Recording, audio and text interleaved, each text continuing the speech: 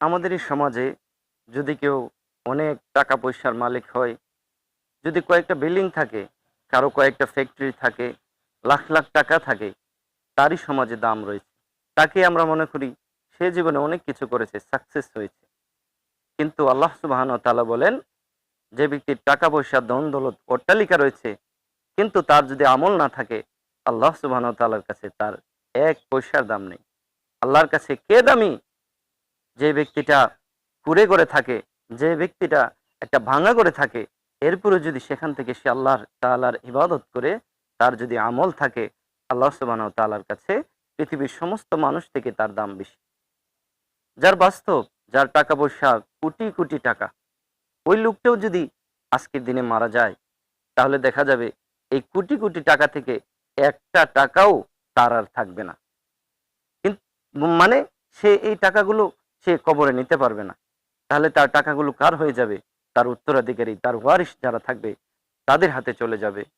অনেক সময় দেখা যায় বাবার লাশ মাটিতে রেখেই, বাবার লাশ এখনো পর্যন্ত দাফন করে নাই, তার আগেই বাবার লাশ সামনে নিয়ে তারা জমি নিয়ে, জায়গা নিয়ে ভাগাভাগি শুরু করে দেয়। বলে যতক্ষণ পর্যন্ত আমাদের সম্পত্তি ভাগ না হবে, যতক্ষণ পর্যন্ত বাবার টাকা পয়সার সম্পত্তির ভাগ না হবে, ততক্ষণ পর্যন্ত আমার বাবার লাশ আমরা কবরে শুয়াইব না। নাউজুবিল্লাহি মিন যালিক। কি দুনিয়া চলে এসছে, কি জামানা চলে এসছে। আর এই জামানার পিছনে আপনি আমি ছুটছি। এই জামানার পিছনে আপনি আমি ছুটতে গিয়ে আল্লাহকে আমরা ভুলে গেছি। এজন্য আল্লাহ বলেছেন যে তোমরা ছেলে মেয়ে ধন সম্পদ পেয়ে তোমরা যেন আবার আল্লাহকে না ভুলে যাও। কারণ এই ধন সম্পদ ছেলে মেয়ে তোমাদেরকে আল্লাহ তাআলাই দিয়েছে। এই দুনিয়ার সম্পদের মায়ায় পড়ে, মোহে পড়ে যদি আমরা আল্লাহকে ভুলে যাই, তার মানে তো আমাদের আসলটাকে আমরা ভুলে গেলাম। কারণ এগুলো একদিন পর হয়ে যাবে। আল্লাহ সুবহানাহু ওয়া তাআলা বলেন, ইয়াউমা ইয়াফিরুল মারউ মিন আখিহি ওয়া উম্মিহি ওয়া আবিহি ওয়া সাহিবাতিহি ওয়া বানি। আপনি আপনার মা দেখেন, বাবা দেখেন, ভাই দেখেন, বোন দেখেন, আপনার নিকটাত্মীয়, আপনার বন্ধু-বান্ধব দেখেন।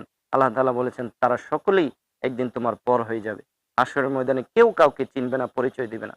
সুতরাং এগুলোর মায়ায় পড়ে আমরা যেন আসল জিনিস আখিরাতকে আমরা ভুলে না যাই। অবশ্যই আপনার ছেলে-মেয়েকে আপনি মহব্বত করবেন। আপনার মা-বাবাকে আপনি মহব্বত করবেন।